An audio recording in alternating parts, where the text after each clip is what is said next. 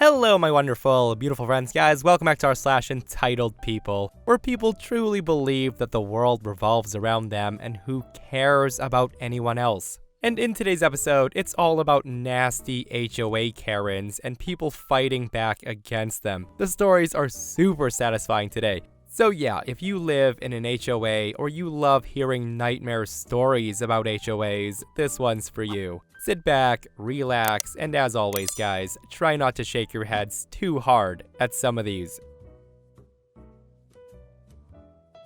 One of my many HOA stories, when I regrettably was a member for the longest 2 years of my life, was regarding decorations. All of our homes had a porch and rules regarding front of the house decorations. The rules and regulations said that you can only have one decoration, which is fine. I had no desire for any decorations at all on my front lawn. We did, however, put 2 nice chairs on our porch to use on pleasant evenings with a sunset potential. That's when we receive a notice regarding our violation of having 2 decorations in the front of the house, and the rules and regulations only allowed 1. It also stated that we had 24 hours to comply. So that's when I thought, alrighty then. I removed both chairs from the porch.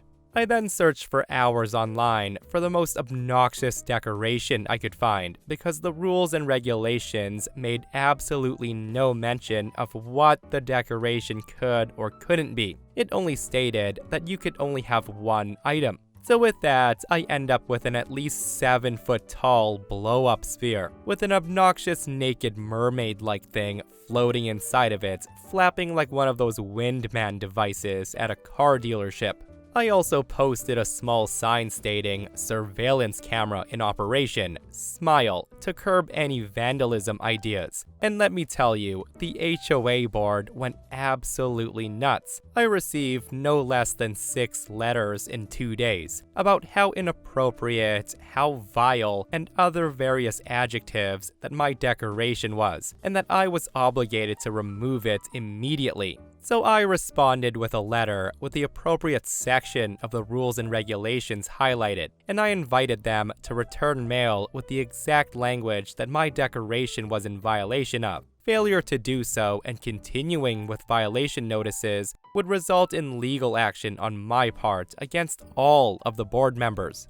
This went on for about a month, and finally, my lawyer buddy sends them a threatening notice on their letterhead, stating that depositions and full financial disclosures from each and every member would be demanded for discovery purposes in my damages lawsuit, unless I receive an acknowledgement of their errors and a formal apology. They waffled for about a week and then caved. I get a written apology published in the HOA newsletter signed by all the board members. The next HOA meeting resulted in a rules change, that porches were excluded from the decorations restrictions, and that all lawn decorations needed to be smaller than 4 feet in height. Many of the homeowners came to thank me for my resistance and results. Like I said, I moved after 2 years, and I never considered an HOA since. Every realtor we worked with, that was rule number 1, absolutely no HOAs. Well, frickin' Play-Doh-P. And seriously, I'm glad they got to be the hero that the neighborhood needed. Like, I've heard of some wild HOA rules before, but this one was over the top.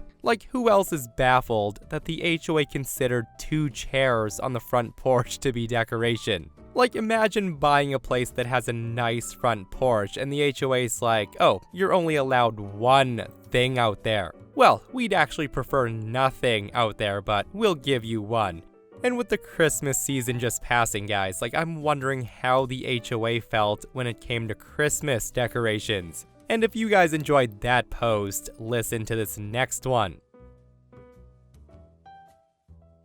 So this happened last year, and the HOA's still losing their minds, so I figured you'd appreciate this story. To begin, I live in one of those cookie-cutter suburban developments with an HOA that has nothing better to do than to measure grass height and count dandelions. Behind my house, There's this steep slope that's basically a dead zone. Terrible soil, gets destroyed by the sun, nothing grows there, yada yada yada. It looks like crap, but it's not my fault the builder graded it wrong. Enter the HOA Compliance Committee, aka 3 retired Karens with clipboards. They start sending me violation notices after violation notices about insufficient green coverage and failure to maintain community landscaping standards. I try explaining that that's an impossible area, but they don't care. They want it green or they want fines. So with that, I spend like $200 on grass seed, which it dies. Another $300 on sod, it dies again. I then hire a landscaper for $800 who basically tells me some places aren't meant to be green and then leaves. Cue more violation notices. Finally, I'm browsing landscaping forums at 2 o'clock in the morning, as you do, and I see this post for Bad Apple's Double Mint Seed Bombs that claims to solve impossible erosion problems. Now, the whole thing sounds sketchy, but at this point, I'm desperate and I'm facing HOA fines. So I say, F it, $35 for 5 seed bombs. And here's where things get fun. This violation notice specifically says I needed to establish adequate green coverage using appropriate plant materials for erosion control. It doesn't say what plants, it just states appropriate and green coverage. So I read up on mint. Turns out it's actually excellent for erosion control. Deep roots, spreads aggressively, thrives in terrible conditions. Technically, this checks every box that they demanded. So that Friday evening, I chuck all 5 seed bombs onto my dead zone like I'm lobbing grenades. Saturday morning, I email the compliance committee that I've deployed professional-grade erosion control, featuring premium mint varieties selected for aggressive establishment in challenging terrain. Now, this sounds official as hell, right? Plot twist number 1, it actually worked. 6 weeks later, my dead zone is green as hell. Thick, lush, beautiful mint covering everything. The compliance officer does her walkthrough and she actually compliments my creative landscaping solution. The violation notices stop and I'm feeling pretty smug at this point. Plot twist number 2 is mint does not understand property lines. By the fall, I start noticing mint pop up in the common areas. Underground runners had snuck under the fence and they were colonizing the neighbors. That said, spring comes and mint is everywhere. It's around mailboxes, along the walking paths, it's even in their fancy entrance landscaping, and here's the beautiful part. The HOA charter, which is section 4.2.7 if anyone cares, specifically prohibits removal or disturbance of vegetation that originates from individual property owner plantings without explicit written consent. This means they can't touch the mint without violating their own rules. And here's the current situation, the ongoing chaos. Number 1. The HOA hired 3 different landscaping companies who all basically said, you have mint now, learn to love mojitos. Number 2. The community Facebook group is 50% people complaining about the mint and 50% people asking where to harvest it for cocktails. Number 3. Last month's HOA meeting included 20 minutes of heated debate about aggressive aromatic species management. And lastly, they're trying to revise the charter, but they need 75% homeowner approval, and everyone thinks it's hilarious. And here's the best part. This one Karen from the compliance committee now sends passive-aggressive emails shaming residents who deliberately introduce invasive species. The funny thing is she can't even name names because that would be creating a hostile community environment, which falls under section 2.1.4. My neighbors love it. Free mint for everyone. The mailman even said that our whole street smells like a spa. I make mint juleps with the ingredients harvested from the community mailbox area. So that's my post. The HOA wanted green coverage. Mission effing accomplished. Seriously, what a frickin' brilliant way to get back at the HOA, and what a legend OP is for doing that. I especially love the fact that under HOA's own rules, there wasn't a darn thing they could do about these rapidly spreading mint without their permission, which makes this story even sweeter. And this next OP shares a story about their entitled neighbor from hell. Listen to this one, guys. So this is the story of my entitled neighbor who we'll call Bob. We live in an HOA, and Bob lives across the green space from us. Bob's entitlement was evident almost from the moment we moved in. About a month after we moved in, the police, the sheriff, and DEA came knocking at our door. Now, why is this, you might ask? Well, this idiot Bob had called them and told them that we had lawn bags full of cannabis and various other drugs in our garage. He caught a whiff of me smoking up one time, and I guess he resorted to that. Well, I gave the cops the grand tour of our home, and there was nothing here at all. They then apologized for the intrusion and left. About a week later, the landlord calls because Bob had called him saying that we had an illegal grow-up going on. The landlord knew he was lying because he had just been here to do a checkup. Bob was repeatedly trying to get us out of the neighborhood because he can't have that crap in his neighborhood. He gave up on that when my daughter and her husband purchased the property, and that's when he starts with constant complaints and demands. We weren't allowed to feed the squirrels because it made a mess. We weren't allowed to plant clover because it might get into his yard. We had to mow more frequently because he mows twice a week, and we only mow once a week, and it looked really bad. The list goes on and on.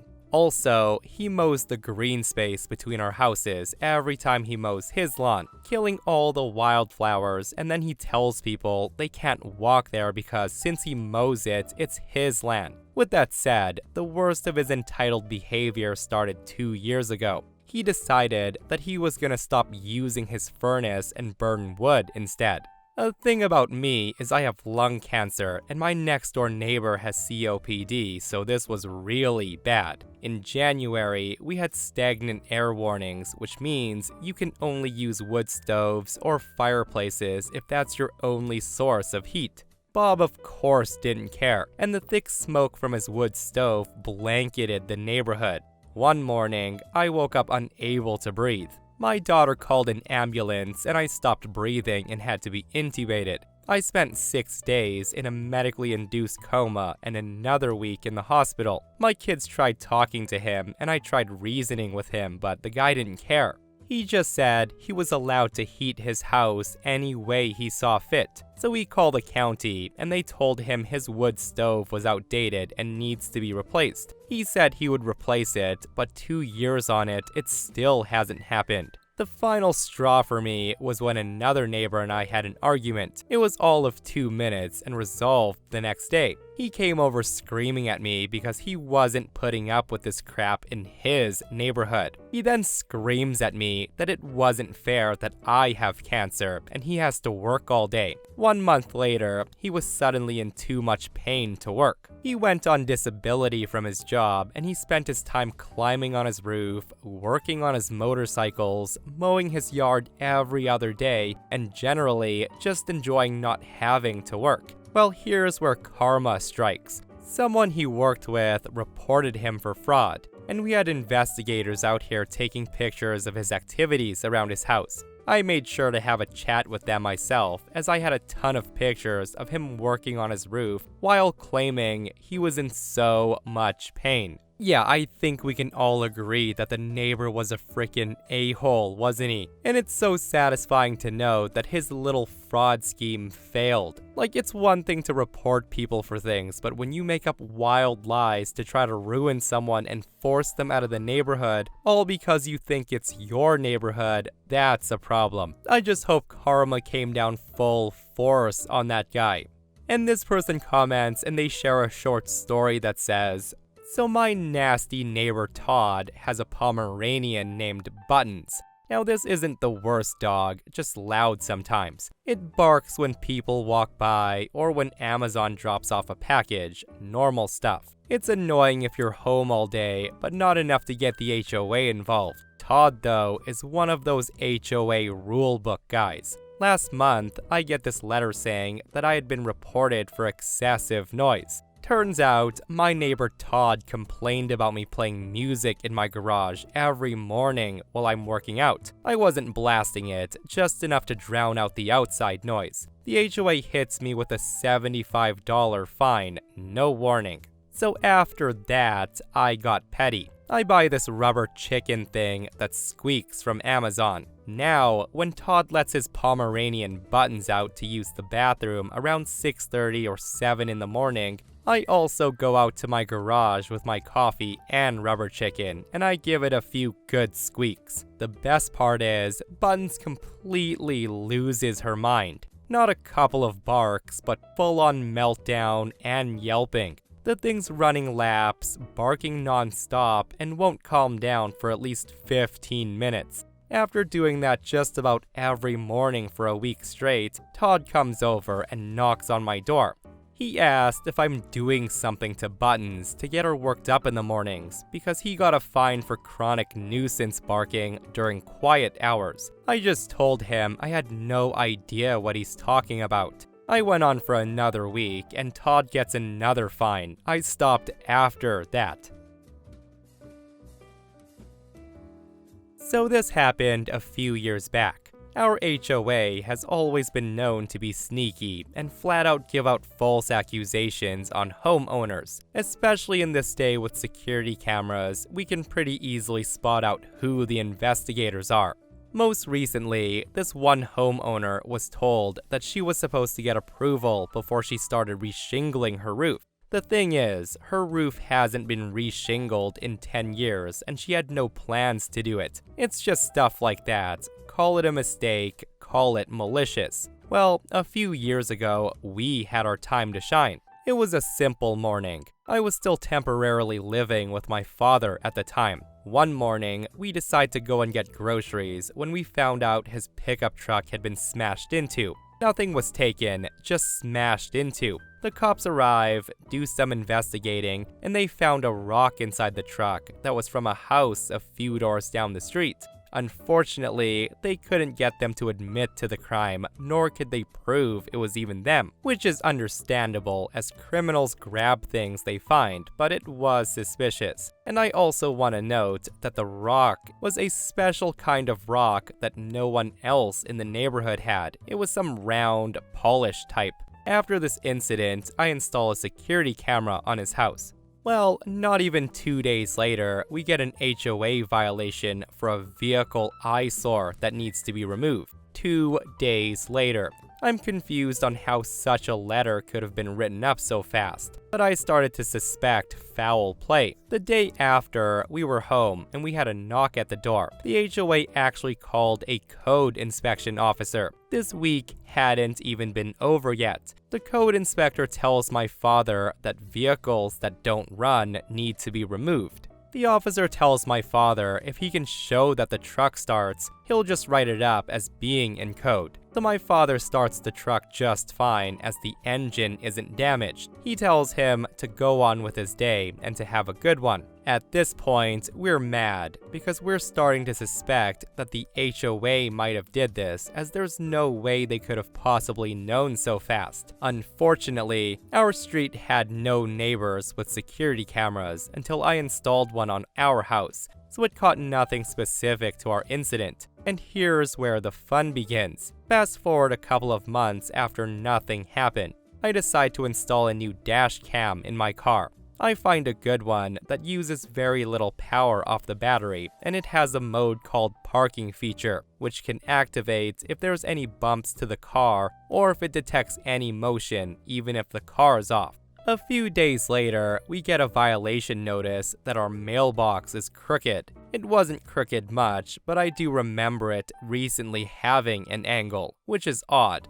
I thought I could just fix it, but then realized that my car was aiming straight at the mailbox. I'm thinking, no way, this is too good to be true. There's no way the dash cam caught something. So I take out the memory card, and apparently it did. I watch as this one investigator walks up to the mailbox and literally pushes it crooked. She then writes something down on her clipboard, and she takes a picture for records. I am shocked at what I see, but I do have the proof I needed. Now's the time to get back at them. They wanted us to come to a board meeting and present what's going on at our address. We haven't told them yet that we had the pictures, but to summarize real fast how the HOA works, the board hires this outside company to do the grunt work. Let's call it Bentry Management.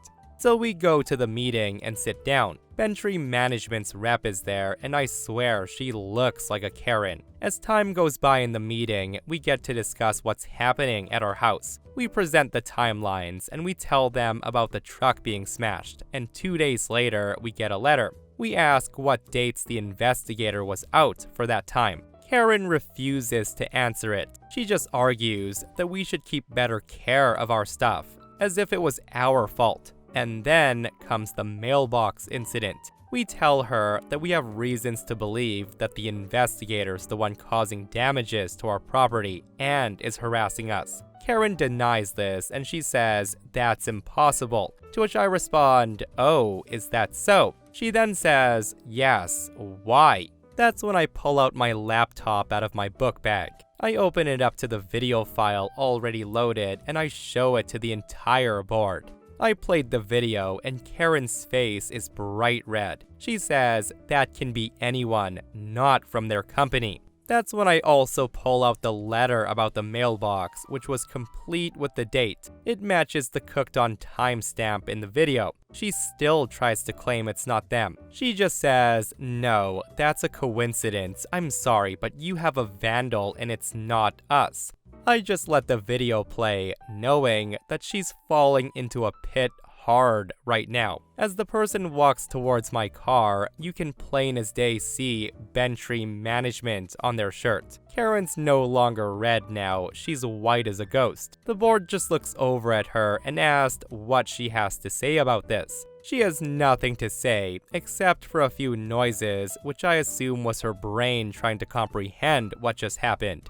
I then bring up a previous case, which I happen to remember, where we had a grass violation beside our house. Now, this area they were claiming was actually not visible from the sidewalk due to the house's shape. I ask point blank, have your investigators at any time walked on our property illegally trespassing? I ask that knowing that they're not allowed to do that. Karen's visibly shaking now, and she mutters out, "No, of course not." The whole time, she has her head down, unable to maintain eye contact with me. She probably feels that I have more evidence, but unfortunately, I didn't. So I ask again, and she asked, "Why?" That's when our neighbor, the one who's literally next door to us, says, "Actually, that's not true. I've witnessed one of your investigators going between houses and poking around the trash bins. I ran into one once in my yard."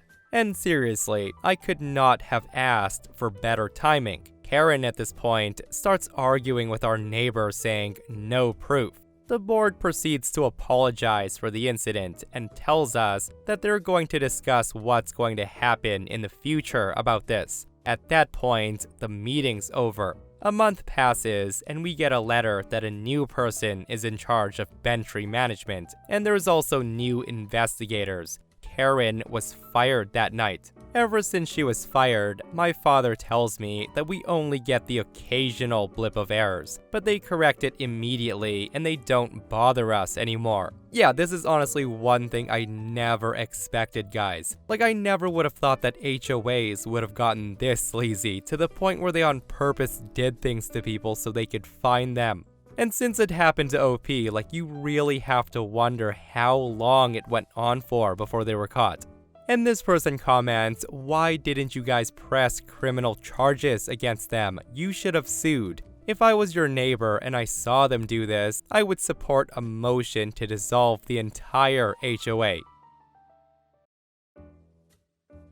So this is a long one, but it's satisfying. A good friend of mine 4 years ago inherited the house of his grandparents. He decided to live there for the time being until he decided what to do with the house. He grew up in it, so he really didn't want to sell it. Well, not even a week after he moved in, he gets a visit from a neighborhood committee. They said that they're the 3 board members of the HOA, and they're here so he can sign his membership papers. They were extremely nosy and rude. For example, one tried to get inside his garage without even asking. When my friend stopped him and asked him where he was going, the guy had the audacity to say, "I need to check your garage to see if everything in there is in order. I have a right to do this bi-weekly, and denying me access is an offense. It will result in a fine." My friend had enough of their audacity and he kicked them out of the house. While doing so, one of the board members shoved some papers into his face and told him that he needs to sign this right now. My friend's been there for about a week already, and the 3 said to him that these papers had to be signed before moving in. Once they were gone, he takes a look at the papers, and this is where it gets effing ridiculous. The papers that he was told to sign was basically saying that he was signing over his rights to the HOA, and it listed ridiculous things my friend had to do. For example, they had a right to visit your home bi-weekly and check for things, such as you not using your garage as storage, as all cars had to be parked inside their garage. It also listed that you had to mow your lawn every week. Snow had to be shoveled every 2 hours when it snows, and a ton of other BS. A few days later, they came back and they asked my friend why he didn't sign the papers yet. They also wanted to check his garage again. This time, he wouldn't even let them in. He told them he would never become a member of their stupid club. To the 3 Karens, that meant war. Within a week, they had sent him fines of upwards of $1,000. My friend didn't take them seriously and used their stupid letters to help fire his grill. Then came the day where they went too far. My friend comes back home and one of the board members had broken into his garage. The guy was standing in it and he was writing things down on his notepad. But that wasn't even the worst part. My friend had 2 wonderful oak trees in the front of his house. They had been planted by his great-grandparents when they were newlyweds and moved into the house. The HOA was in the process of taking them down. They had called a professional crew for this, and one was already cut down. It was just a stump that was left, the other tree they had just started with. My friend effing lost it. He told the tree crew to stop right now and explain to them that he was the owner and what they're doing is highly illegal. They had no idea since the one board member claimed that these trees were in violation of the rules. The board member actually defended himself, claiming I had given them my okay because the trees were in violation of the rules of the HOA. He asked the people cutting down the trees if they would be witnesses in court for him, and then he called the cops on the board members for trespassing, breaking and entering, and destroying property, and the trial was glorious. Not only did they have to repay him for the tree, which was worth a crap ton of money, north of $50,000 if I remember right, but they also had to pay damages for the second tree. On top of that, these idiots actually thought that the trial was unfair, and they tried to fight it, which probably cost them an additional $10,000 to $15,000 in lawyer fees and court costs. All in all, this trial must have cost them well over $120,000. Then, he went to civil court and he sued them for emotional damages. He told them how much these trees meant to him since his great-grandparents had planted them. And seriously, he laid it on as thick as he could. He also added that he felt threatened by the HOA. He can hardly sleep at night because he always fears them trying to get into his house. The court actually bought it and they gave him $500,000. So put all of this together and he cost the HOA nearly $750,000. They had to file for bankruptcy and they had to get a person to check the books so my friend would get his money. And here's the best part. The mediator found out that these 3 idiots had been defrauding the HOA for well over 10 years, and they were giving out as many fines as possible so they could use it to bolster their income. In the end, all 3 had to sell their houses so they could pay out my friend. He also found out that nobody wanted the HOA in the first place. The board members practically forced everyone to sign a contract, claiming it wouldn't be optional. And if they didn't sign before moving in, it would be a $500 fine. Only 6 out of 50 members actually wanted this HOA. And people think that they got a cut of the action as reward for spying on their neighbors to find violations. What an epic story that was, with an ultimate F around and find out ending. But the craziness, right? Like everything from the breaking in, the trespassing, the cutting down of trees, holy moly. Like, how did these power-tripping idiots think that they were gonna get away with what they were doing? Like, it probably worked on a few people, and they just let the power get to their heads. Little did they know, right? But yeah, if there's anything you can take away from these posts today, it's to avoid HOAs if you can help it. And that, my friends, brings us to another end of our / entitled people. Guys, I hope you enjoyed today's stories. If you did, hit that thumbs up, and if you're not subscribed, consider subscribing so you don't miss these crazy stories. And if you missed the last episode on the channel, it's an r / entitled people episode, another one where psycho Karens think they rule supermarkets, and the stories are wild. Guys, go check it out if you haven't, and myself and Stevie Boy will see you guys in the next one. We love you.